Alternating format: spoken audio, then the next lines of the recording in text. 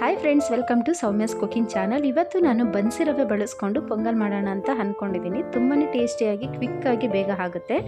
ಇದು ಒಂದು ಬೌಲಷ್ಟು ಬನ್ಸಿ ರವೆ ತೊಗೊಂಡಿದ್ದೀನಿ. ಅರ್ಧ ಬೌಲಷ್ಟು ಹೆಸರುಬೇಳೆ, ಖಾರಕ್ಕೆ ಅನುಗುಣವಾಗಿ ಹಸಿಮೆಣಸಿನಕಾಯಿ, ಒಗ್ಗರಣೆಗೆ ಬಂದು ಸಾಸಿವೆ, ಕರಿಬೇವು, ಅರಿಶಿನ, ಶುಂಠಿ, ಬೆಳ್ಳುಳ್ಳಿ. ಇದಕ್ಕೆ ನಾನು ಈರುಳ್ಳಿ ಮತ್ತು ಟೊಮೊಟೊ ಕೂಡ ಸೇರಿಸ್ಕೊತೀನಿ. ಅದನ್ನು ಕಟ್ ಮಾಡಿಲ್ಲ, ಸೊ ಆನಂತರ ನಾನು ತೋರಿಸ್ತೀನಿ. ಇಲ್ಲಿ ಒಂದು ಅರ್ಧ ಬೌಲಷ್ಟು ನಾನು ಹೆಸರುಬೇಳೆ ತೊಗೊಂಡಿದ್ದೀನಿ. ಅದನ್ನು ನೀಟಾಗಿ ಲೋ ಫ್ಲೇಮಲ್ಲಿ ನಾವು ಚೆನ್ನಾಗಿ ಅದು ಬಣ್ಣ ಬದಲಾಗೋವರೆಗೆ ಹುರ್ಕೋಬೇಕು.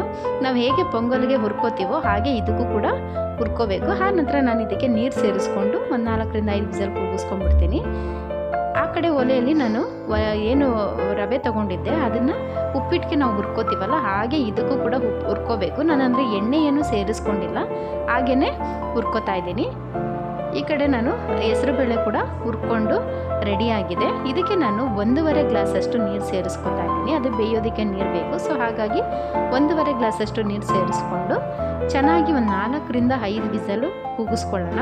ನಾವು ಈ ಥರ ರವೆ ಮತ್ತು ಹೆಸರುಬೇಳೆ ರೆಡಿ ಮಾಡಿ ಇಟ್ಕೊಂಡ್ರೆ 10 ನಿಮಿಷ ಸಾಕು ಈ ರೆಸಿಪಿ ಮಾಡ್ಕೊಳ್ಳೋದಕ್ಕೆ. ತುಂಬ ಕ್ವಿಕ್ಕಾಗಿ ಈಗ ಬೆಳಿಗ್ಗೆ ಕೆಲಸಕ್ಕೆ ಹೋಗೋರ್ಗಂತೂ ಆರಾಮ್ಸೆ ಮಾಡ್ಕೋಬೋದು. ಇದು ತುಂಬ ಹೆಲ್ತಿ ಕೂಡ ಹೌದು. ಇದು ಹೆಲ್ತಿ ಫುಡ್ ಅಂತಲೇ ಹೇಳ್ಬೋದು.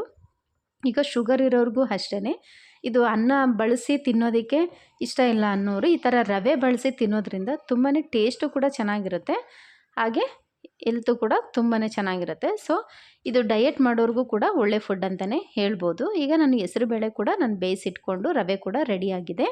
ಈ ಕಡೆ ಒಂದು ಪಾತ್ರೆಗೆ ನಾನು ಮೆಣಸು ಮತ್ತು ಜೀರಿಗೆ ಹಾಗೆ ಸಾಸಿವೆ ಸೇರಿಸ್ಕೊಂಡೆ. ಮೆಣಸು ಜೀರಿಗೆ ತೋರಿಸ್ಲಿಲ್ಲ, ಸಾರಿ. ಒಂದು ಅರ್ಧ ಸ್ಪೂನ್ ಅದಕ್ಕೆ ಸೇರಿಸ್ಕೊಳ್ಳಿ. ಹಾಗೆ ಕರಿಬೇವು, ಹಸಿಮೆಣಸಿನ್ಕಾಯಿ ಮತ್ತು ಇದಕ್ಕೆ ಅರ್ಧ ಈರುಳ್ಳಿ ಕೂಡ ನಾನು ಸೇರಿಸ್ಕೊಂಡಿದ್ದೀನಿ. ಅದನ್ನು ಚೆನ್ನಾಗಿ ಬಣ್ಣ ಬದಲಾಗೋವರೆಗೆ ಹುರ್ಕೋಬೇಕು. ಹಾಗೆ 1 ಸ್ಪೂನಷ್ಟು ಶುಂಠಿ ಬೆಳ್ಳುಳ್ಳಿ ಪೇಸ್ಟು. ಇದೆಲ್ಲ ಹಸಿ ವಾಸನೆ ಹೋಗೋವರೆಗೆ ಚೆನ್ನಾಗಿ ಹುರ್ಕೊಳ್ಳೋಣ.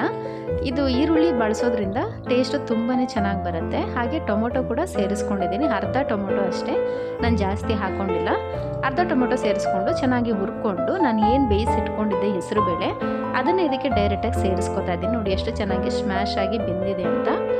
ಇದಕ್ಕೆ ನಾನು ರವೆ 1 ಬೌಲಷ್ಟು ತೊಗೊಂಡಿದ್ದೆ. 3 ಬೌಲಷ್ಟು ನೀರು ಸೇರಿಸ್ಕೊತೀನಿ, ಅದು ಪರ್ಫೆಕ್ಟ್ ಆಗುತ್ತೆ. ನೀವೇನಾದರೂ ಇನ್ನು ಸ್ವಲ್ಪ ಜಾಸ್ತಿ ತೆಳ್ಳಗೆ ಬೇಕು ಅನ್ನೋರು ಇನ್ನೊಂದು ಅರ್ಧ ಕಪ್ಪಷ್ಟು ನೀವು ಸೇರಿಸ್ಕೋಬೋದು. ಬಟ್ ಇದನ್ನು ನಾನು 3 ಬೌಲ್ ತೋರಿಸೋದ್ರಿಂದ ಅದು ಪರ್ಫೆಕ್ಟಾಗಿ ನೀಟಾಗಿ ಆಗುತ್ತೆ. ಸೊ ಅದು ಚೆನ್ನಾಗಿ ಬಾಯ್ಲ್ ಆಗಲಿ. ಆ ನಂತರ ನಾನು ರವೆ ಸೇರಿಸ್ಕೊತಾ ಇದ್ದೀನಿ. ಈಗೆಲ್ಲ ಚೆನ್ನಾಗಿ ಬಾಯ್ಲ್ ಆಗಿದೆ. ಸ್ವಲ್ಪನೇ ರವೆ ಹಾಕ್ಕೊಂಡು ನೀಟಾಗಿ ಮಿಕ್ಸ್ ಮಾಡ್ಕೊಳ್ಳೋಣ. ಒಂದೇ ಸರಿ ನಾವು ರವೆ ಹಾಕೋಕ್ಕೆ ಹೋದರೆ ಏನಾಗುತ್ತೆ, ಅದು ಗಂಟು ಥರ ಅಲ್ಲೆಲ್ಲ ಇದಾಗಿಬಿಡುತ್ತೆ, ಆವಾಗ ಚೆನ್ನಾಗಿ ಬರೋದಿಲ್ಲ. ಸ್ವಲ್ಪನೇ ಹಾಕ್ಕೊಂಡು ಸೇರಿಸ್ಕೊಳ್ಳೋಣ. ಆ ನಂತರ ನಾನು ಉಪ್ಪು ರುಚಿಗೆ ಎಷ್ಟು ಬೇಕಷ್ಟು ಸೇರಿಸ್ಕೊಂಡು ನೀಟಾಗಿ ಮಿಕ್ಸ್ ಮಾಡಿಕೊಂಡು ನಾನು ಪ್ಲೇಟ್ ಮುಚ್ಚಿಟ್ಬಿಟ್ಟು 1 ನಿಮಿಷ 2 ನಿಮಿಷ ಅಥವಾ ನೀಟಾಗಿ ಲೋ ಫ್ಲೇಮಲ್ಲಿ ಬೇಯಿಸ್ಕೊಂಡ್ಬಿಡ್ತೀನಿ. ಈ ಥರ ಮಾಡೋದ್ರಿಂದ ಚೆನ್ನಾಗಿ ಬೇಯುತ್ತೆ. ನಾವು ಹೈ ಫ್ಲೇಮಲ್ಲಿ ಇಟ್ಟು ಡೈರೆಕ್ಟ್ ಬೇಯಿಸೋಕೆ ಹೋದ್ರೆ ಏನಾಗುತ್ತೆ, ಅದು ರವೆ ಅಲ್ವಾ, ಹಾಗಾಗಿ ಮೇಲೆಲ್ಲ ಹಾರೋ ಚಾನ್ಸಸ್ ಇರುತ್ತೆ. ಸೊ ನಾವು ಲೋ ಫ್ಲೇಮಲ್ಲೇ 2 ನಿಮಿಷ ಚೆನ್ನಾಗಿ ಬೇಯಿಸ್ಕೊಂಡ್ರೆ ನೋಡಿ ಈ ಥರ ಪರ್ಫೆಕ್ಟಾಗಿ ನೀಟಾಗಿ ಬೇಯುತ್ತೆ.